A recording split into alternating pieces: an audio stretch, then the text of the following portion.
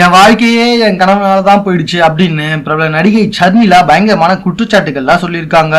90களில் ஆரம்பங்களில் தமிழ் சினிமாவின் இயக்குனர் சுந்தரராஜனால் ஒயிலாட்டம் படத்தில் கதாநாயகியாக அறிமுகப்படுத்தப்பட்டவர் தான் ஷர்மிளா. அதன் பின் தமிழில் சில படங்களை நடித்த இவர் பின் தன்னுடைய சொந்த ஊரான மலையாள திரையுலகம் பக்கமே ஒதுங்கிட்டாரு. நன்றாக பீக்கில் இருந்த நேரத்தில் வில்லன் நடிகர் பாபு ஆண்டனியுடன் காதல் வந்தது. பிறகு அந்த காதல் தோல்வியில முடிஞ்சிருச்சு. தற்போது சினிமா நடிகைகள் காதல் இப்போதான் அது தோல்வியில முடியதோ ரொம்பவே சகஜமான விஷயம் தானே. பின்பு மலையாள சினிமாவில் உதவி இயக்குனராக பணியாற்றிய கிஷோர் சத்யாவுடன் திருமணமானது. சினிமாவை ஒதுக்கிவிட்டு ஷார்ஜாவில் செட்டில் ஆனது என அடுத்தடுத்து பரபரப்பான நிகழ்வுகள் இவர் வாழ்க்கையில் அரங்கேறின.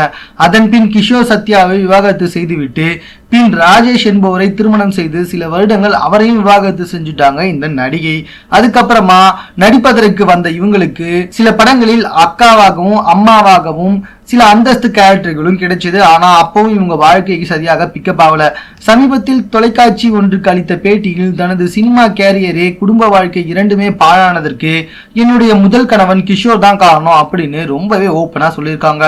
அது மட்டும் இல்லைங்க, விக்ரம் கூட இவங்களுக்கு ஜோடியா நடிக்கிறதுக்கு வாய்ப்பெல்லாம் கிடைச்சதா. இந்த வாய்ப்பை கூட என்னுடைய முதல் கணவரால் தான் இருந்த அப்படின்னு பலதரப்பட்ட குற்றச்சாட்டுகளை தன்னுடைய முதல் கணவர் மீது சொல்லியிருக்காங்க. அது மட்டும் இல்ல, முதல் கணவரால் லைட்டா துன்புறுத்தப்பட்ட அப்படின்னு சொல்லியிருக்காங்கன்னா பாத்துக்கோங்க.